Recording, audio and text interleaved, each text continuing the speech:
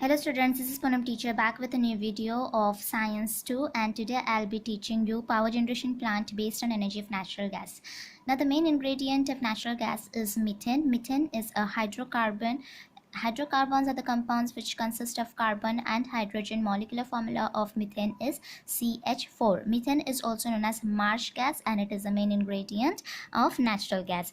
So what happens into this plant is that the turbine is run by a gas at very high temperature and pressure generated by combustion of natural gas. Meaning of combustion here is heating. So the natural gas will be heated along with the pressurized air, and then step by step things are given into the flow chart like this. See, compressor for pressurized air. Compressor is an apparatus in which the air is pressurized. So that pressurized air will go into the combustion chamber, and from this side natural gas will go, and this natural gas is the fuel over here. So this natural gas and pressurized air will be combust into this chamber. It will be heated into this chamber, and it will create it will result into increasing the temperature and the pressure of the gas.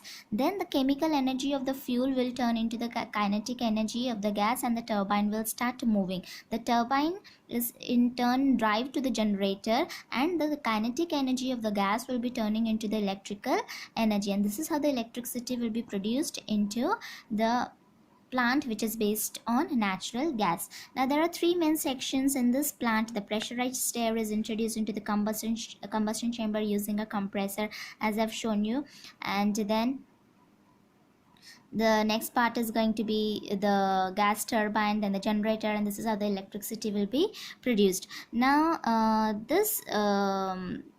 why this natural power plant is good, or there are certain advantages, because it is highly efficient, because it will not cause more pollution as it does not contain sulfur. So pollution will be caused, but it is going to be less into quantity. So this is the schematic representation of the natural gas power plant. See, this is going to be the fuel, this is going to be the pressurized air. Both are going to be going in, both will be go into the combustion chamber. Then this fuel will be heated. It will result into increasing the temperature and the pressure of the gas, and then the kinetic energy of the gas will move this turbine. Then the kinetic energy will be converted into the electrical energy into this generator, and the electricity will be produced. And from the emission of the hot gases will take place from the from this site. Whatever hot gases are going to be there, these are going to be emitted, but these gases are going to be free from sulfur, and that is why less pollution will be caused. Now there are certain natural gas based power plants which are given into this column along with their capacities. So Samaralkota, it is present in Andhra Pradesh with a capacity of 2620 megawatt. Anjanvel, it is present to the Ratnagiri district of Maharashtra with 2220 megawatt. Then Bhavanna, it's present in Delhi, that is 1500 megawatt.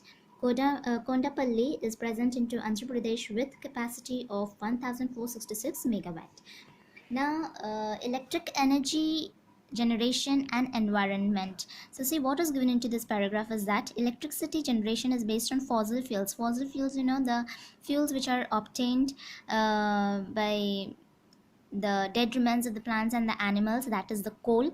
Then the natural gas and the nuclear fuels like uranium and plutonium, these are the radioactive elements. So this kind of sources of energy, these are not eco-friendly, these are not environment friendly, but these are the conventional sources, because every time we uses the same sources for the production of energy, but this can cause harm to the environment.